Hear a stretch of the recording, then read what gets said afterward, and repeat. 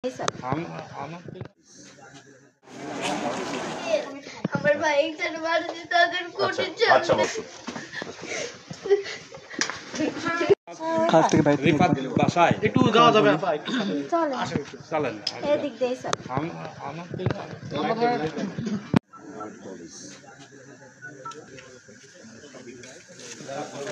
ঘটনাস্থলে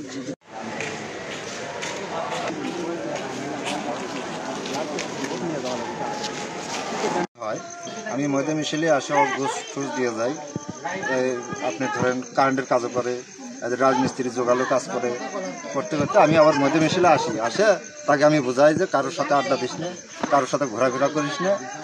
অনেকেই আসেছে আমার আসে এক ডাকি নিয়ে যায়, এই ডাকি নিয়ে যায় আমি থাকি ধরেন 2 মাইল ফাঁকে, আমি তো সবসময় চেক দিতে পারি না। তো যাই হোক বন্ধু বান্ধব এখন জোর করে আসে ডাকি নিয়ে যায়। ডাকি নিয়ে যাওয়ার পরে এখন কীভাবে চাকু মারলো, কীভাবে মারামারি করলো আমিও সঠিক বলতে পারতেছি না। আমি শুনে এই মাত্রই আসলাম, তে আমি তো শুনে খুব মূল্য আমার খারাপ হয়ে যায়। এর বিচার আমি ভালোভাবে চাই, এর বিচার যাতে এই খুনি যারা যারা করছে তাদের যাতে এইভাবেই বিচারটা হয়, এটা আমরা চাই। তাদের ফাঁসি চাই এটা। ঠিক আছে। বের হয়ে আমরা যাচ্ছি চাটা খাতে, এর মধ্যে আসি শুনি কি এখানে কে জানি মানে চাকু মারছে। আমরা তো জানি না যে কে গাত মারছে, আমরা এসে দেখি কি এখানে রক্ত পড়ে আছে। এলাকার লোকজন বলতেছে কে মারছে, আমরা দেখিনি। পরে শুনি কি আমার বন্ধু পারভেজকে চাকু মারছে মানিকের ছেলে আর হীরা। কি নিয়ে সমস্যা ছিল ভাই? সমস্যা আমরা তো সঠিক বলতে পারতেছি না। কালকেও আমার বন্ধুকে মারছে, মানে এরা 15-16 জন মিলে আমার বন্ধুকে ফাঁকা থেকে মারছে। মারার পরে আমার বন্ধু মাপ চাচ্ছে, যাওয়ার পরে সে চলে যাচ্ছিল। আসার পরে তাকে মানে আজকে আবার বাসায় ইফতারি করতেছে, আর বউ যেটা বললো বাসায় ইফতারি করতেছে, মানিক যা ডাকে নিয়ে আসে এখানে নিয়ে আসে বাসার সামনে নিয়ে এসে কথা বলতে বলতে ধাপ করে চাকু মারা দিয়েছে। তখন আরেকজন আটটাতে যায়, তখন তাকেও চাকু মারছে, মারে ওরা চলে গেছে।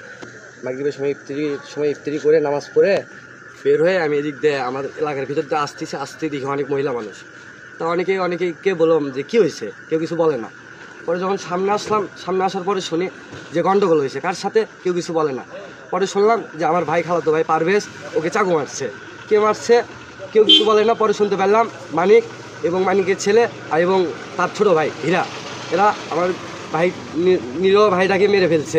এর বিচার চাই, এই পর্যন্তই জানি ভাই। সন্ধ্যা 7:30টার দিকে চক্রমান বা ইয়েতে 8 কলেজের ওইখানে একটা ঘটনা ঘটছে।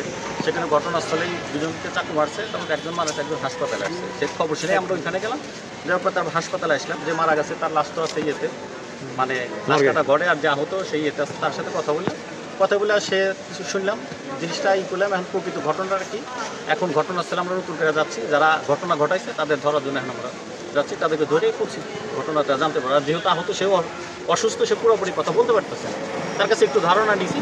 আর ওইখানে যাই যে ঘটনাস্থলে যারা আছে, যারা ঘটনা দেখছে তাদের সঙ্গে কথা বলে আমরা জানতে পারবো। এখন আমরা অভিযান করবো, প্রকৃত ঘটনা যারা জড়িত তাদের গ্রেপ্তারের জন্য আমরা অভিযান করবো।